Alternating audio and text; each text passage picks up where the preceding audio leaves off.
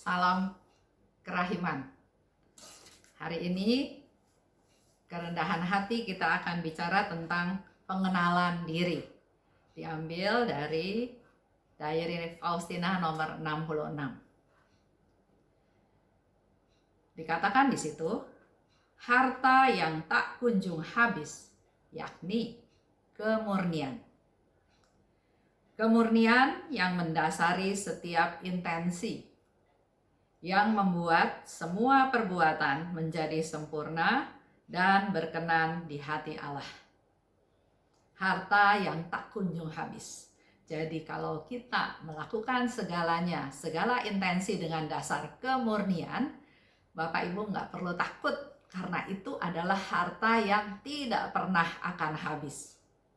Dan bahkan bila intensinya dengan dasar kemurnian, maka akan menjadi sempurna dan berkenan di hati Allah. Yesus, Engkau tahu betapa rapuhlah aku, maka tinggallah selalu bersamaku. Bimbinglah tingkah lakuku dan seluruh jalan hidupku. Ada satu kesadaran dari Suster Faustina bahwa dia rapuh. Bandingkan dengan kita juga sebetulnya tidak berdaya, tidak bisa ada apa-apa, kita banyak salah. Tapi keegoisan kita yang sering mengatakan bahwa saya bisa, saya benar, saya mampu. Hari ini kita belajar dari Suster Faustina, dengan rendah hati dia mengakui kepapaannya. Padahal kalau kita lihat ya, dia begitu dikasihi oleh Allah, dia begitu dicintai oleh Yesus. Apapun Yesus katakan, yang kamu minta akan aku berikan. Bahkan kalau engkau mau duniamu sekarang menjadi lebih baik pun, aku akan berikan. Tapi lihat, Suster Faustina menyadari kepapaannya. Dasarnya adalah dia rendah hati. Dia tidak bisa melakukan apapun tanpa kekuatan dari Allah. Tidak bisa lakukan apapun dari kekuatannya dirinya sendiri. Oleh sebab itu, dia sadar, dia rapuh, dia minta supaya Tuhan selalu tinggal bersama aku. Dia mohon supaya Tuhan mau tinggal bersama dengan Suster Faustina. Dan juga selain minta Tuhan tinggal bersama dengan dia juga minta supaya bimbinglah tingkah lakuku dan seluruh jalan hidupku. Dia menyerahkan seluruh kehidupannya, mohon bimbingan Tuhan. Kita bisa juga belajar ya dari Suster Faustina. Kalau kita bangun pagi, kita berdoa, kita mohon bimbingan Tuhan sepanjang hari tersebut. Dari pagi, siang, sore, malam, dengan segala macam yang kita akan hadapi, yang kita akan alami. Tapi pertama-tama kita katakan, bimbinglah aku ya Tuhan. Selalulah bersama dengan aku Tuhan, karena aku rapuh. Engkau guruku yang paling baik. Ada satu pengakuan dari Suster Faustina bahwa Yesus adalah gurunya. Dia pasti mendengarkan apa yang dikatakan oleh gurunya. Yesus, aku sungguh ketakutan karena aku sadar akan kekuranganku. Dia ingin sempurna di hadapan Allah. Dia ingin memberikan yang terbaik kepada Allah. Tapi dia sadar bahwa dia dia banyak kekurangannya.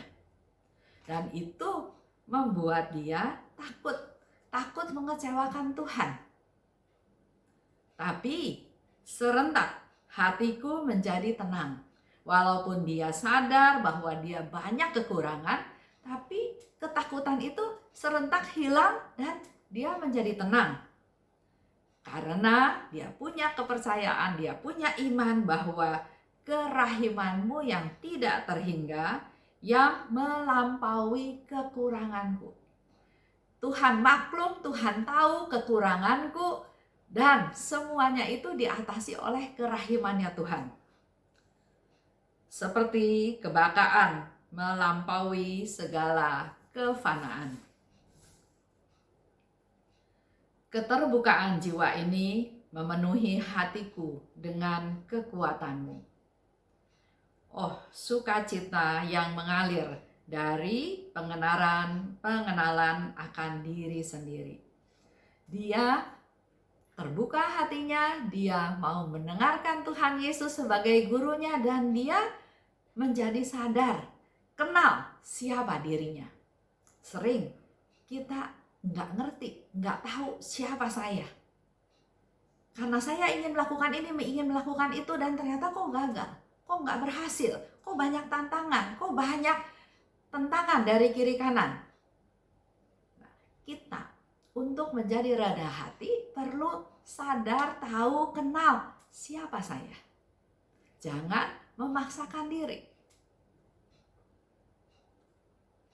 Kesimpulan dari bacaan hari ini, Suster Faustina katakan, saya rapuh. Saya penuh kekurangan.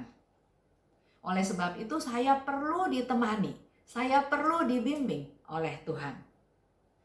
Walaupun saya takut karena saya sadar saya banyak kekurangan, tapi sekaligus saya tenang karena saya tahu kerahiman Tuhan jauh lebih besar daripada kekuranganku. Dan karena kesadaran tersebut, maka dia katakan, aku sukacita. Ada sukacita mengalir dalam diriku karena aku mengenal diriku sendiri. Dengan kita meneladan Suster Faustina, kita juga rapuh, kita juga perlu bimbingan Tuhan, kita juga perlu penyertaan Tuhan. Kita memang banyak kekurangan, tapi melalui pengenalan diri, maka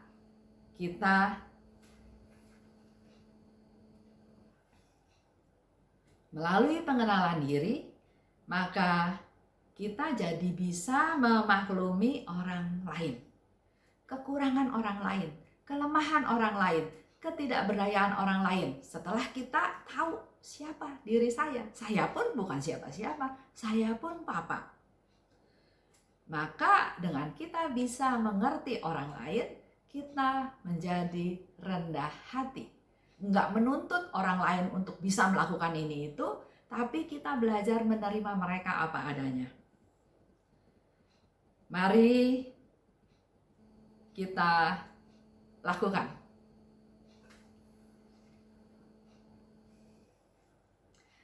Mari kita tularkan pada orang lain supaya dunia dapat penuh belas kasih. Sebagaimana dikehendaki oleh Allah yang penuh belas kasih.